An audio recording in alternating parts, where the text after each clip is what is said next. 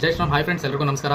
ಇತ್ತೀಚಿನ ದಿನಗಳಲ್ಲಿ ತುಂಬಾನೇ ಚರ್ಚೆ ಆಗ್ತಿರುವಂತಹ, ತುಂಬಾನೇ ಟ್ರೋಲ್ ಆಗ್ತಿರುವಂತಹ ವಿಷಯ ಏನಂದ್ರೆ, ನಮ್ಮ ತಮಿಳು ನಟ ದಳಪತಿ ವಿಜಯ್ ಅವರು ಇತ್ತೀಚೆಗೆ ತಮ್ಮ ರಾಜಕೀಯ ಪಕ್ಷವಾದ ತಮಿಳಿಗ ವೆಟ್ರಿ ಕಳಗಂ ಟಿವಿಕೆ ಮೂಲಕ ತಮಿಳುನಾಡು ರಾಜಕೀಯದಲ್ಲಿ ಇತಿಹಾಸನೇ ಸೃಷ್ಟಿ ಮಾಡಿದ್ದಾರೆ ಅಂತಾನೆ ಹೇಳಿ. ಈಗಾಗಲೇ ನಿಮ್ಮೆಲ್ಲರಿಗೂ ಗೊತ್ತಿರೋ ಹಾಗೆ ವಿಧಾನಸಭಾ ಕ್ಷೇತ್ರ ಚುನಾವಣೆಯಲ್ಲಿ ಭರ್ಜರಿ ಜಯಗಳನ್ನು ಗಳಿಸಿ ಸರ್ಕಾರವನ್ನು ರಚನೆ ಮಾಡಲಿಕ್ಕೆ ಸಿದ್ಧವಾಗಿ ಹಾಗೂ 108 ಸೀಟ್ಗಳನ್ನು ತಗೊಂಡು ಅವರು ಇತಿಹಾಸನೇ ಸೃಷ್ಟಿ ಮಾಡಿದ್ದಾರೆ ಅಂತಾನೆ ಹೇಳ್ಬೋದಾಗಿದೆ. ಅವರು ಅಷ್ಟು ಬಹುಮತಗಳನ್ನು ಪಡಲಿಕ್ಕೆ ಅಲ್ಲಿ ಕಾರಣ ಏನಿರ್ಬೋದು ಹಾಗೂ ಎಲ್ಲರೂ ಅಷ್ಟು ಅವರು ಗಮನ ಸೆಳಲಿಕ್ಕೆ ಅವರ ಒಂದು ವಿಶ್ವಾಸ ಹೇಗಿರ್ಬೋದು ಅಂತ ನೋಡೋದು ಅವರ ಕಠಿಣವಾದ ಶ್ರಮ ಅಂತಾನೆ ಹೇಳ್ಬೋದು. ಹಾಗೆ ಅವರ ಅಪಾರವಾದ ಫ್ಯಾನ್ಸ್ ಫಾಲೋಯಿಂಗು, ತುಂಬಾನೇ ಒಂದು ಫ್ಯಾನ್ಸ್ ಫಾಲೋಯಿಂಗು ತಮಿಳುನಾಡಲ್ಲಿ ಅವ್ರಿಗಿತ್ತು ಅಂತ ಹೇಳ್ತಿದ್ದಾರೆ. ಹಾಗೆ ಅಲ್ಲಿನ ಜನಸಾಮಾನ್ಯರಿಗೆ ಅವ್ರು ಕೊಟ್ಟಂತಹ ಒಂದು ಉಡುಗೊರೆ ಆಗಿರ್ಬೋದು ಅಥವಾ ಅಲ್ಲಿನ ಜನಸಾಮಾನ್ಯರಿಗೆ ಅವರು ನೀಡಿರುವಂತಹ ಆಶ್ವಾಸನೆಗಳು ತುಂಬಾನೇ ಹೆಚ್ಚಿನದಾಗಿ ಇದೆ ಅಂತ ಅಲ್ಲಿನ ರೈತಾಪಿ ವರ್ಗದ ಜನರಿಗೆ ತುಂಬಾನೇ ಒಂದು ಸಹಾಯಕವಾದಂತಹ ಕಾರ್ಯಗಳನ್ನು ಅವ್ರು ಮಾಡಿದ್ದಾರೆ. ಹಾಗೂ ಅಲ್ಲಿನ ಒಂದು ಯೂತ್ಸ್ ಏನಿದ್ದಾರೆ ಎಲ್ಲರೂ ಕೂಡ ಅವೇರ್ನೆಸ್ ಮೂಡಿಸಿ ಆ ಯೂತ್ಸ್ ಫಾಲೋಯಿಂಗ್ನ ಕೂಡ ತುಂಬಾನೇ ಪಡೆದಿದ್ದಾರೆ ಅವರು. ಅಷ್ಟೇ ಅಲ್ಲ, ಅಲ್ಲಿ ಅಷ್ಟು ಬಹುಮತಗಳನ್ನು ಅವರು ಪಡಲಿಕ್ಕೆ ಯಾವ್ಯಾವ ಟ್ರಿಕ್ಸ್ಗಳನ್ನು ಯೂಸ್ ಮಾಡಿದ್ದಾರೆ ಹಾಗೂ ಅಲ್ಲಿನ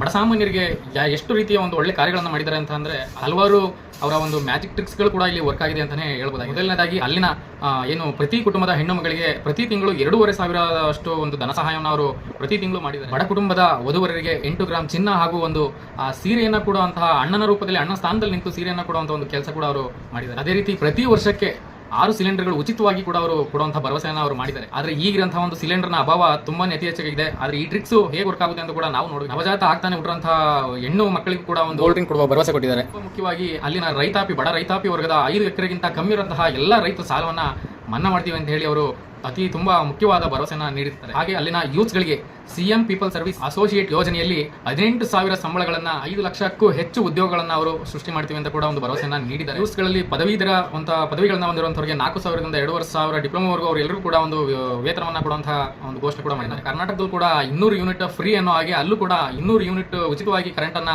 ಉಚಿತವಾಗಿ ಅವರು ಘೋಷಣೆ ಮಾಡಿದ್ದಾರೆ. ಪ್ರತಿ ಒಂದು ಮನೆಗೂ ಕೂಡ ನೀರಿನ ಒಂದು ವ್ಯವಸ್ಥೆಯನ್ನ ಮಾಡ್ಕೊಡಕ್ಕೆ ಅವರು ಒಂದು ಮುಂಚೂಣಿಯನ್ನು ಮಾಡಿದ್ದಾರೆ. ಎಲ್ಲಕ್ಕಿಂತ ಮುಖ್ಯವಾಗಿ ಬೇಕಾಗಿರೋದೊಂದು ಹೆಲ್ತ್.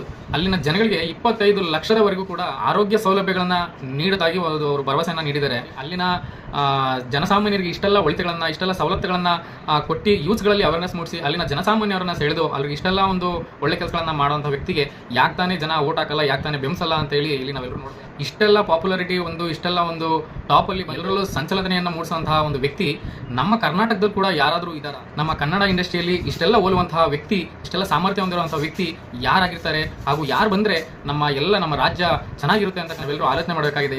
ನಾವೆಲ್ಲ ಯೂತ್ಸ್ಗಳಾಗಿ ನೋಡೋಣ ಫ್ರೆಂಡ್ಸ್, ಯಾರು ಆ ನೆಚ್ಚಿನ ನಟರಾಗಿರ್ತಾರೆ ದಯವಿಟ್ಟು ತಿಳಿಸಿ, ಕಾಮೆಂಟ್ ಬಾಕ್ಸಲ್ಲಿ ಕಾಮೆಂಟ್ ಮಾಡಿ. ನಾವೊಬ್ಬ ಪ್ರಜೆಯಾಗಿ ಅತಿಯಾದ ಒಂದು ಸೌಕರ್ಯಗಳನ್ನ ಖಂಡಿತವಾಗ್ಲೂ ನಾವು ಪಡ್ಕೊಳ್ಳೋಕೆ ಹೋಗಬಾರ್ದು. ಒಮ್ಮೆ ಅತಿಯಾದ ಭರವಸೆ, ಅತಿಯಾದ ಒಂದು ಒಳಿತು ಕೂಡ ಮುಂದಿನ ದಿನಗಳಲ್ಲಿ ಕೆಡಕಾಗ್ಬೋದು ಅಂತ ನನ್ನ ಭಾವನೆ. ಎಲ್ಲಕ್ಕಿಂತ ಹೆಚ್ಚಿನದಾಗಿ ಜನತೆಗೆ ಬೇಕಾಗಿರೋದು ಹೆಲ್ತ್, ಆರೋಗ್ಯಕ್ಕೆ ಬೇಕಾದಂತಹ ಒಂದು ಸೌಲಭ್ಯಗಳು, ಹೆಲ್ತ್ ಮತ್ತೆ ಎಜುಕೇಶನ್ ಇವೆರಡು ಕೂಡ ಫ್ರೀ ಆಗಬೇಕು. ಅತಿಯಾದ ಒಂದು ಭರವಸೆಗಳು ಕೂಡ ಮುಂದಿನ ದಿನಗಳಲ್ಲಿ ಅಪಾಯನೇ ಅಂತ ಹೇಳಿ ನಾನು ತಿಳಿಸ್ತೀನಿ. ಈ ವಿಡಿಯೋ ಇಷ್ಟ ಆಗಿದ್ರೆ ಲೈಕ್ ಮಾಡಿ, ಶೇರ್ ಮಾಡಿ. ಮತ್ತೆ ಸಿಗೋಣ ಮುಂದಿನ ವಿಡಿಯೋದಲ್ಲಿ. By friends.